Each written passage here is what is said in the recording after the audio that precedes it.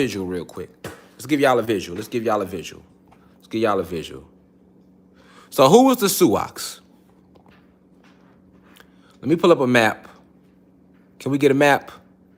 Can we get a USA map, please? Can we get a USA map? We just need a USA map. Okay, here we go. All right. So just to get so y'all can get an idea of the land they had. Okay, let's zoom in. Here we go. Okay.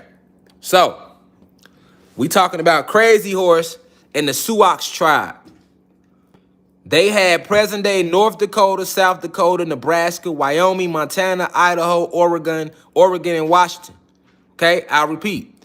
What all landmass did the Sioux tribe have? What was their segment of the land? They had present-day North Dakota and South Dakota, Nebraska, Wyoming, Montana, Idaho, Oregon, and Washington. Now, the Sioux tribe was a very big tribe, right? So a lot of people believe that, because somebody probably in the comments like, what about the Cheyenne Indians? Because you know Cheyenne, Washington, right? The Cheyenne was a part of the Sioux tribe, because even though the Sioux was a huge nation, as the war kept going on, a lot of the major tribes got broken up into smaller tribes, y'all. It was only five majors, like four major tribes, if you want to be honest with you. You feel me? The Cherokee, the Illinois Confederacy, the Sioux, all right, the Navajo and Apache, all right. Those were the four main tribes, and then they got broken up into all the other smaller tribes. Okay, so first we was the Mississippians. We was just the Mississippians. That was the whole, when we first went into tribal state over here in what they call the Americas, we were Mississippians. And I'm giving that lecture next Sunday about the Mississippians. But then we broke down into like four major tribes. This is where they get the East Coast, West Coast, Midwest, and South from today. You had the Cherokee. The Cherokee had the whole South, all the way up to the East Coast. I'll repeat this again next Sunday when we do the class on the Mississippians. But the Cherokee had the whole, which modern day South, the whole South that you see today, all the way up to present-day New York, the East Coast. That was Cherokee, all right? Before they got broken up to Powhatans and Shawnee and all them other tribes, Cherokee, all right? The entire present-day Midwest was the Illinois Confederacy. All them states, Michigan, Illinois, all that was the Illinois Confederacy, Ohio, Indiana, all them states, Missouri, all them states. And then they got broken up into smaller tribes. Just like somebody said Choctaw. Choctaw was a part of the Cherokee. Choctaw and the Seminoles fall under the Cherokee. They come from Cherokee. All right. Now, on the West, you had, let me show you something. The whole upper West Coast. So we talking North Dakota, South Dakota, Nebraska, Wyoming, Montana, Idaho, Oregon, and Washington. The upper West Coast, from there on back, that was all Sioux/Cheyenne tribes. Down here, Kansas, Oklahoma, Texas, New Mexico, Colorado, Utah, Arizona, Nevada, all of that was Navajo and Apache land. And then present-day California, that belonged to a tribe called the Californians. I'll talk about them next week when I talk about the Mississippians. So the other tribes, like when y'all saying Seminole and Cree, yeah, them are tribes too, but you got to understand in the beginning, we didn't have all them tribes. You know what I'm saying? Those, because that's the war kept going on. If you read about all these wars, you will see them when we was fighting them. A lot of times tribes had to retreat and take off other different ways in the woods and all type of shit. And we became other tribes. We became smaller tribes, right? They started to disband us. But you must know originally the tribes. All right? You got five, actually. And each five represent plasma energy, fire, earth, air, water. You got five tribes. We was the Mississippians and we broke down to them five. All right? Cherokee had the South and present-day East. Illinois had the whole Midwest. Upper West Coast was ran by the Sioux and the Cheyenne, which is all Sioux. Cheyenne, that's Sioux. Lakota, which Crazy Horse was the chief of the Lakota tribe. The Lakota was part of the Sioux. All right? Upper West Coast Sioux. Lower West Coast, Apache and Navajo. Okay? And then the last one was the Californians. And I'll get into that next Sunday. I'm just giving y'all the original 5 main tribes. And then under that, you get all these other tribes. But I'm telling you the coast. That's how we would spread out. Now, Crazy Horse, let's go to his curse real quick. Let's pull up his curse so you can see what he said. All right? Here go Crazy Horse curse right here. Let's read about it. The red nation shall rise again, and there shall be a blessing for a sick world, a world filled with broken promises, selfishness, and separations, a world longing for light again. I see a time of 7 generations when all the colors of mankind will gather under the sacred tree of life, and the whole earth will become one circle again. Crazy Horse, all right? Ashe, you hear me? Let me say it again. And no, he did not look shit like that. That's to throw you off. The red nation shall rise again, and it shall be a blessing for a sick world, a world filled with broken promises, selfishness, and separations, a world longing for light again.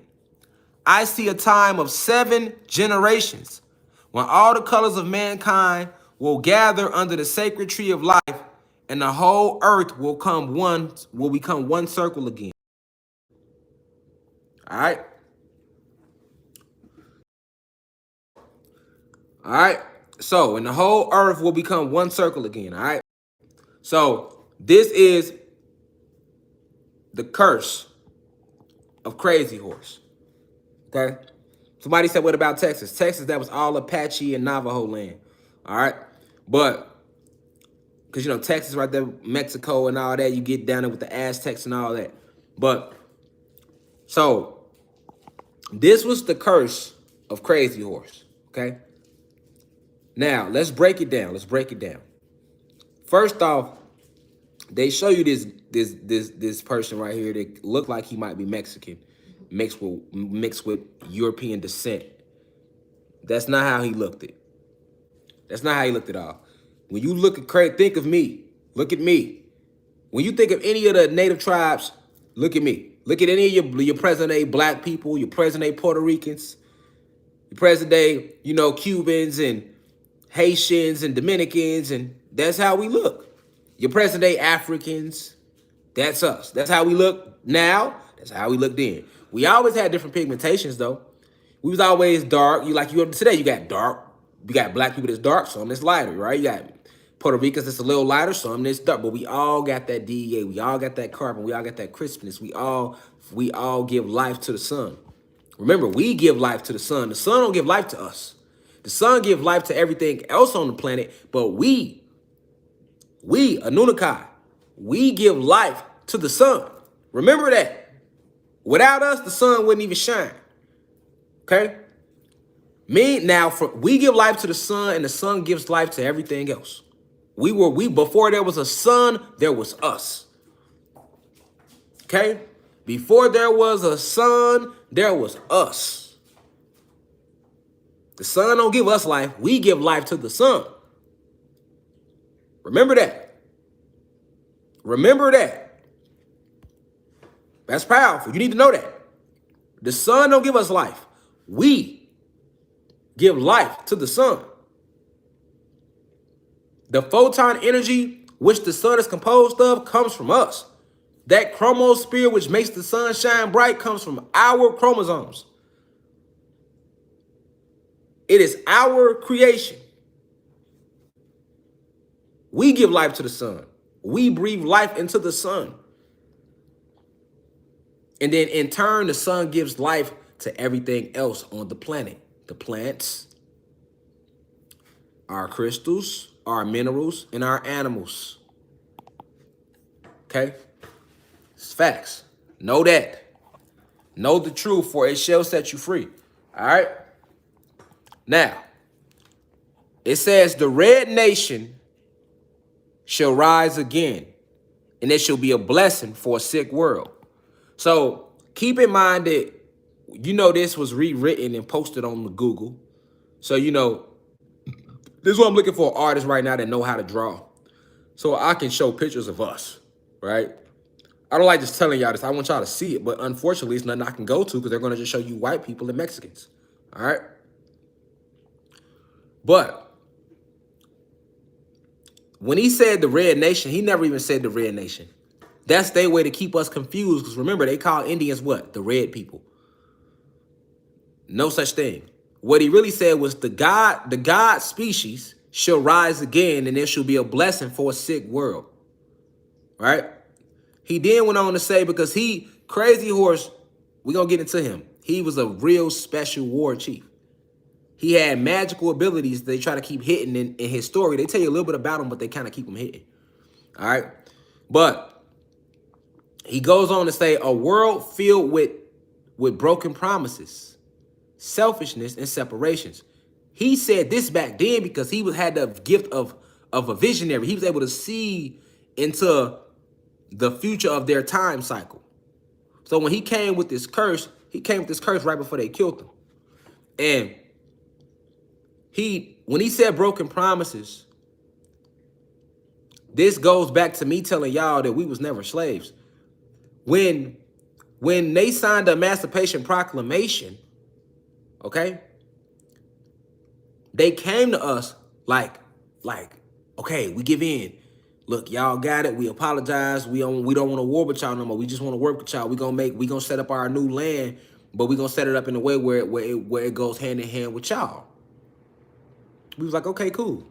Because remember, you got to remember, we were always a people of peace. We never wanted to war. So when they wanted to wave the white flag, our ancestors, we were more than happy to oblige to that because we never wanted war. We only was warring with them to get back to peace, to stop them from taking our land, our resources, and hurting our women and our kids. That's the only reason we warred with them. Okay? You got to remember that. So for anybody like, well, when they came with the Emancipation Proclamation, why would our ancestors sit there and agree to that? Why would they sit there and not just slaughter the rest of them? Because we was always a good species. We never wanted to war. We did not wish to war. We did not wish to war. Like any great warrior is not going to wish to war. He going to seek peace. All right? He's seeking peace. So, after that Emancipation Proclamation was signed, this is how we started to segregate. The babies started getting made. That lowered the defense toward them. And then we wanted to be educated. They tried to educate us. And we were more open to it because it wasn't being forced. See? So we like, okay, cool. Let's see what they talk about in their cultures and their customs. And they put us under these spells through their education. And it was during these spells, and then, ancestors started to transcend the realm, and the kids were starting to grow up. Now kids was growing up in these spells. Even with a lot of the land they got, the land was ceded to them. Right? They tell you that. The Indians ceded the land to us, meaning we signed off on it. And a lot of us, and I always say, man, we didn't see shit, y'all took it. Well, they did take the land, but this is how. They tricked us, right?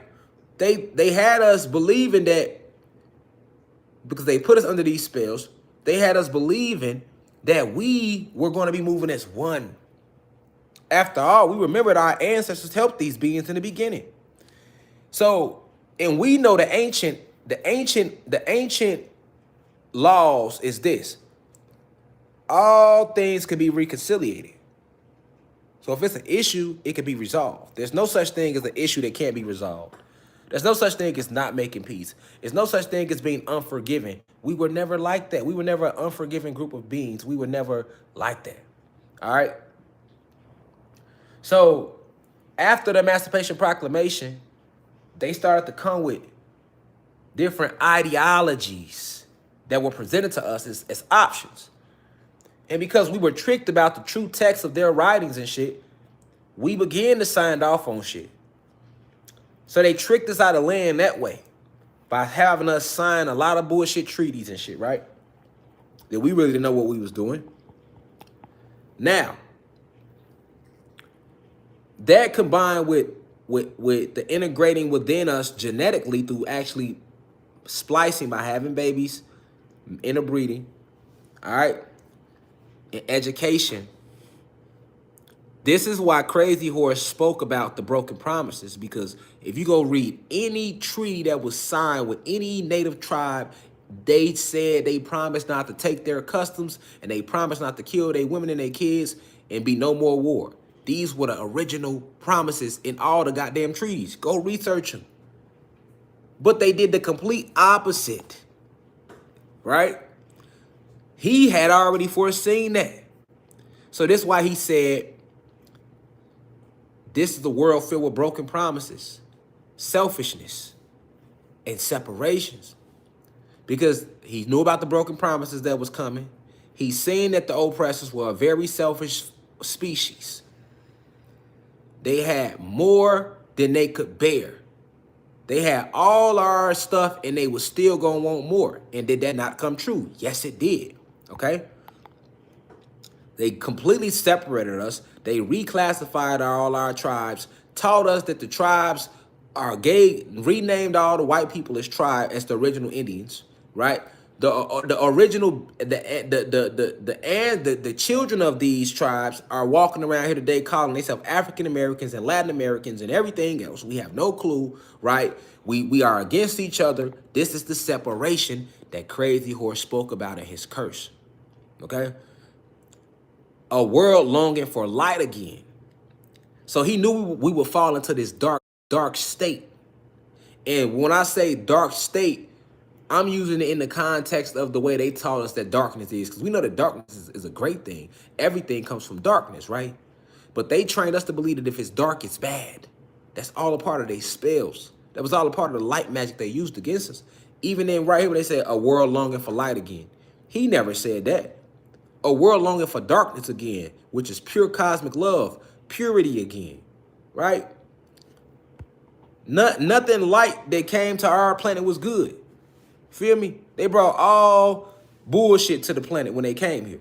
All right. Then he says this. He says, I see a time of 7 generations when all the colors of mankind will gather under the sacred tree of life. And the whole earth will become one circle again.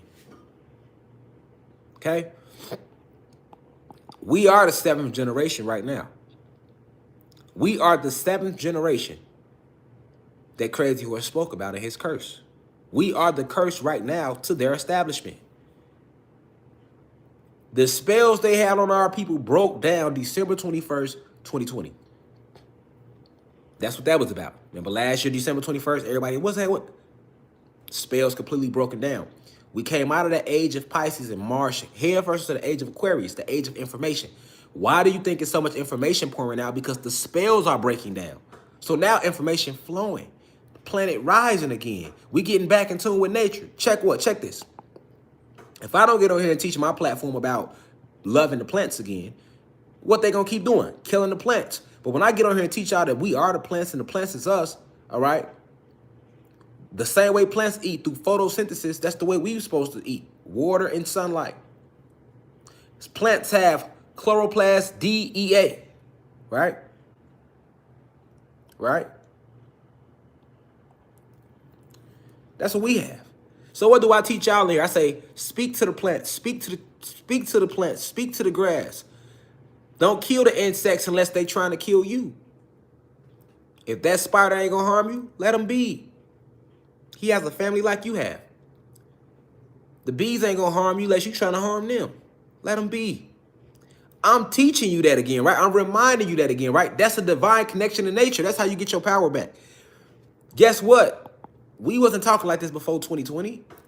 I don't care how much information was being presented. Niggas wasn't telling you to get back in tune with nature like that. They wasn't telling you that. They wasn't telling you that you are everything and everything is you. Right? All of this is coming out. Hell, some of us never thought twice about the goddamn plants. You didn't even know that the plants had life, mind, body, and soul. That was just a damn plant. Right? That's all a part of his curse when he said, I see the colors of what he's of, and they want to put mankind, right? Because they want us to think that we are all mankind. He didn't say shit about no mankind. I basically see the gods gathering again under the sacred tree of life. All right, the sacred tree.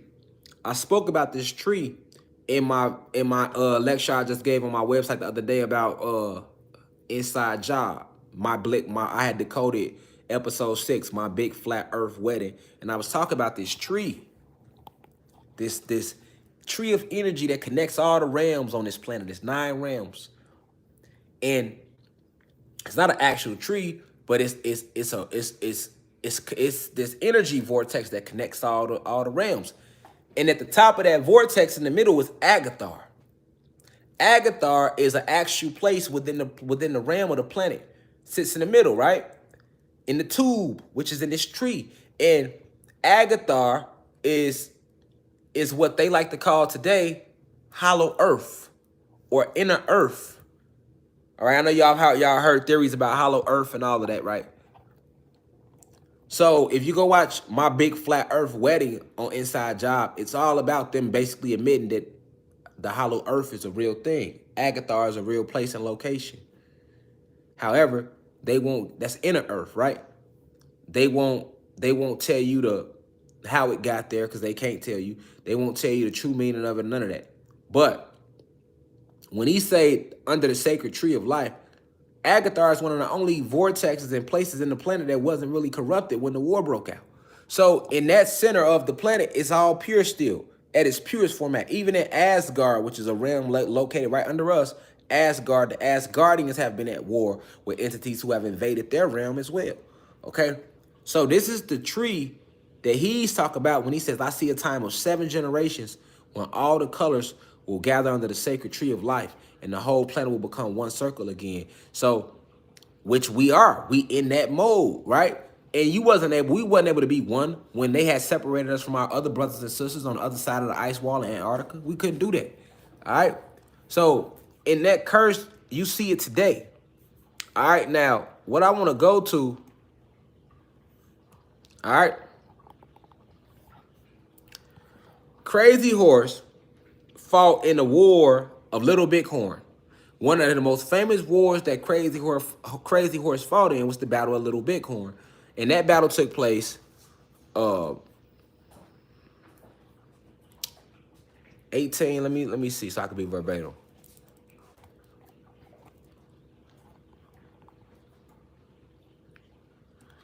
The Battle of Little Bighorn took place June 25th, 1876.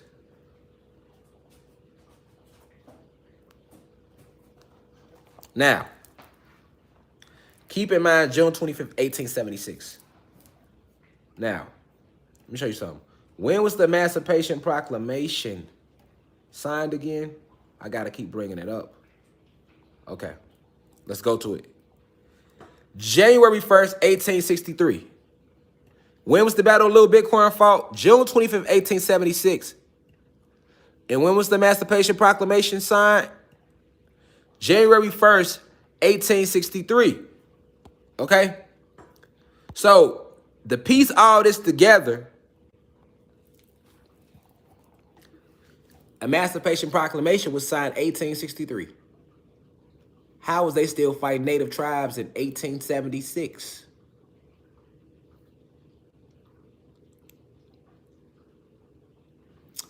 Because, like I told you, the Emancipation Proclamation signed us into slavery. And then you still had other tribes that was not going for this shit. With the Sioux tribe, the Lakota division of the Sioux tribe, which is the division that Crazy Horse was the war chief of, was the Lakota division. They wasn't trying to honor shit. They're like, man, we know what's going on. All the tribes wasn't with that. Anyway, when they did the Emancipation Proclamation, all the tribes ain't go for that. So they still had the war with us. Okay? Some of the tribes gave in. A lot of tribes didn't. Crazy Horse tribe was one of them.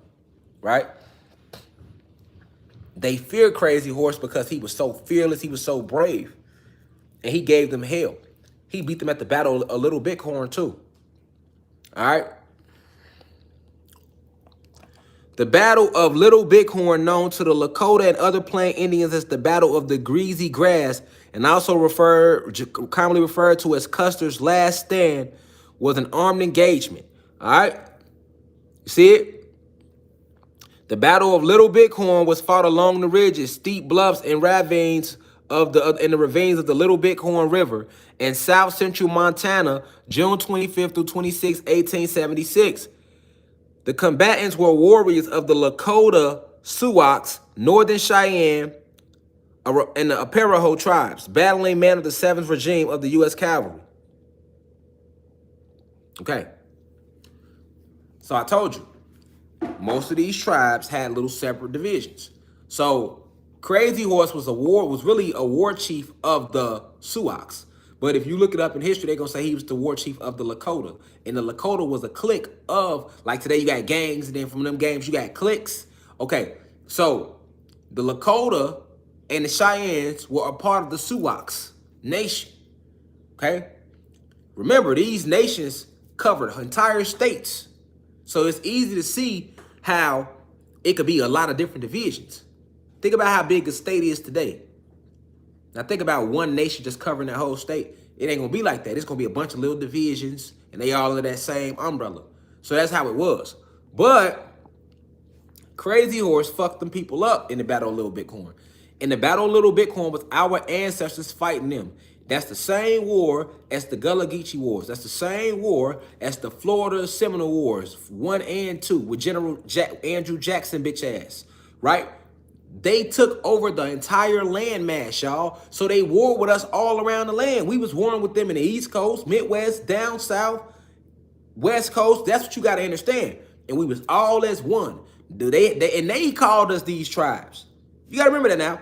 These ain't the names we called ourselves. These are the fucking names that the oppressors called us. The white Europeans who invaded our land was calling us these different tribes, nigga. This ain't what we called us anyway. Remember that too. Remember that too. Okay?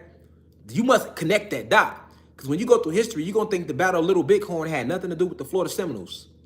And the Florida Seminoles had nothing to do with the Gullah Wars. In the Gullah Wars, they had nothing to do with the Civil War. In the Civil, these are all, nigga, the Civil War was us fighting against them.